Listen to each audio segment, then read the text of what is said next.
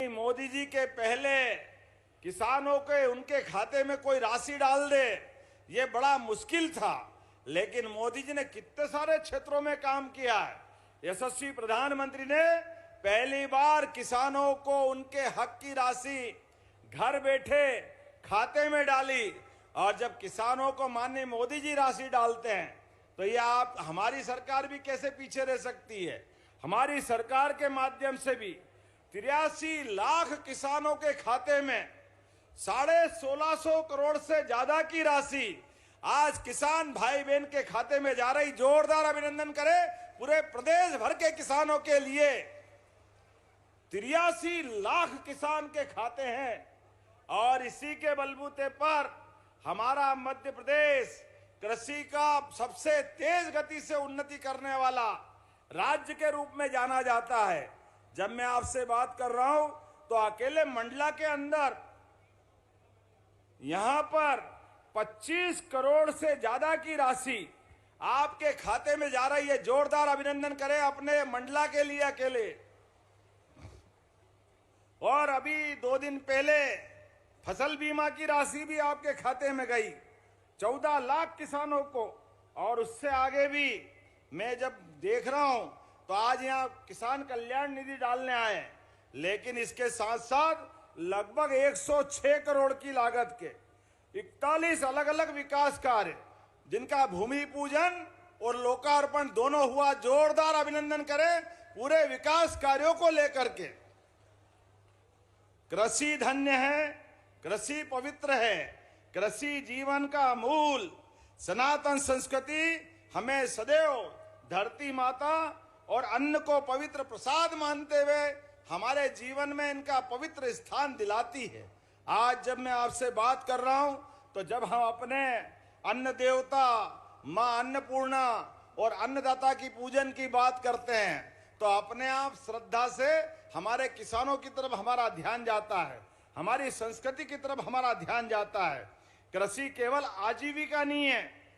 जैसे सीमा पे जवान और खेत में किसान, दोनों की भूमिका एक है। दोनों की भूमिका, जवान जान लगा करके सीमा की रक्षा करता है और किसान जान के बाजी लगाकर अपने तिल तिल करके सूरज देवता के साथ शरीर को पसीने से सुखाते हुए लोगों के लिए अन्न दिलाने का प्रयास करता है, मेहनत करता है। आज ये हमारी जो पहचान है, इसी आधार पर हमारे सारे तीज त्योहार बनाए गए।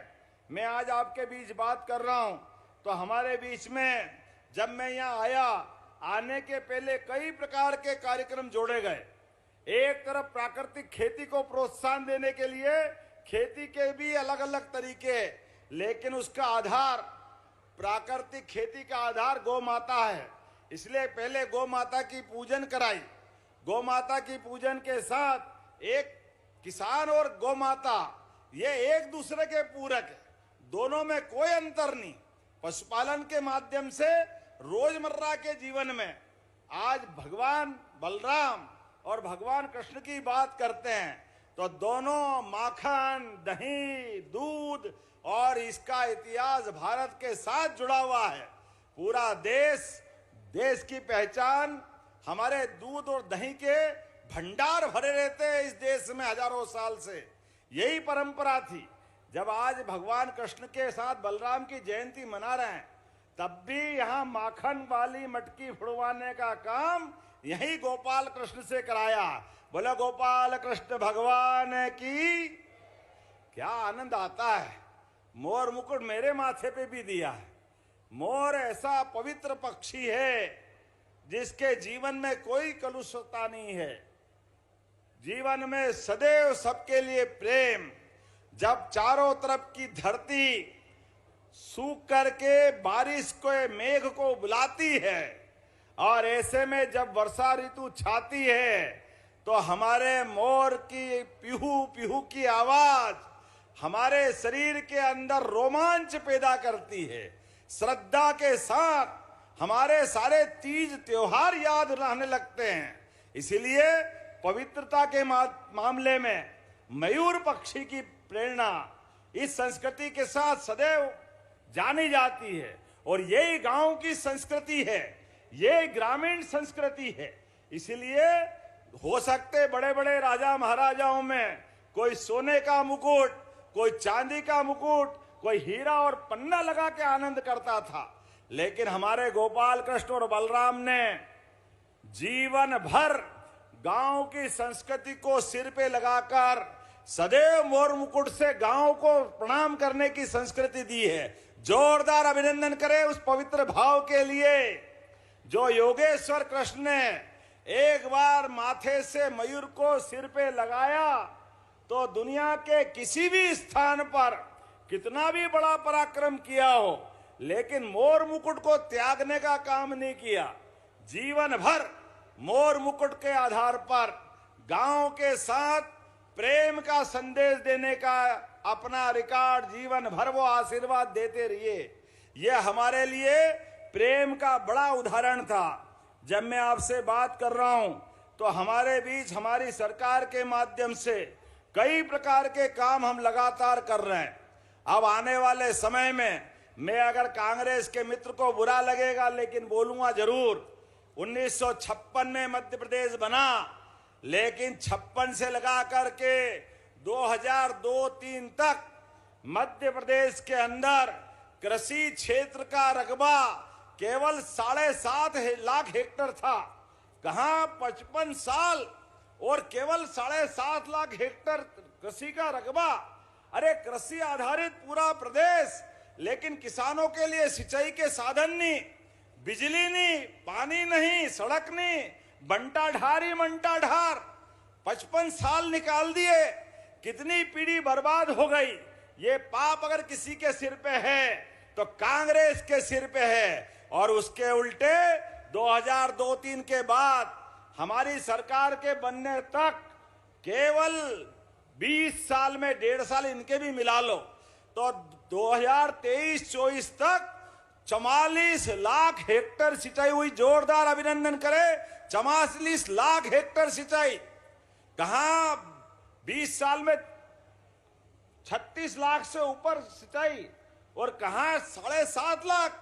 अरे हमें और गर्व है, अभी 1.25 साल में हमारी सरकार ने 44 लाख से बढ़ाकर 7.5 लाख हेक्टेयर तो 1.25 साल में कर दी। जोरदार अभिनंदन करें। ये हमारी सरकार के काम करने का तरीका है।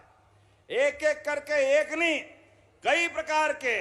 आज हम आपके बीच में जब खड़े हैं तो हमारे बीच में ये खेती का रकबा, गांव-गांव में बिजली, आने जाने की सड़क, स्कूल, तालाब, सभी प्रकार के संसाधन के साथ मध्य प्रदेश सबसे तेज गति से विकास करने वाले राज्यों में शामिल हुआ है। जोरदार अभिनंदन करें अपनी इस भावना के आधार पर। चारों तरफ से सभी क्षेत्रों के लिए जब हमारी सरकार बनी तो एग्रीकल्चर कोर्स की पढ़ाई के लिए केवल हमारे पास 2 जगह थी और 2 ही विश्वविद्यालय थे जहां कृषि की पढ़ाई होती थी।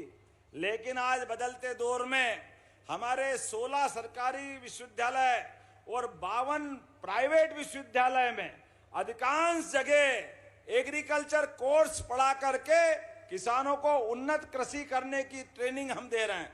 जोरदार अभिनंदन करें हमारे किसान भाइयों के बच्चे बच्ची के लिए भी आगे बढ़ने के लिए। और कितने दुर्भाग्य के साथ कहना पड़ेगा, कांग्रेस के लोगों को जब सेना पुरुषार्थ दिखाए, कल 15 अगस्त का दिन है हमारे लिए। आज यशस्वी प्रधानमंत्री के नेतृत्व में भारत अपने दुश्मनों से निपटने के लिए सक्षम है। जब पाकिस्तान से कोई आतंकवादी हमारे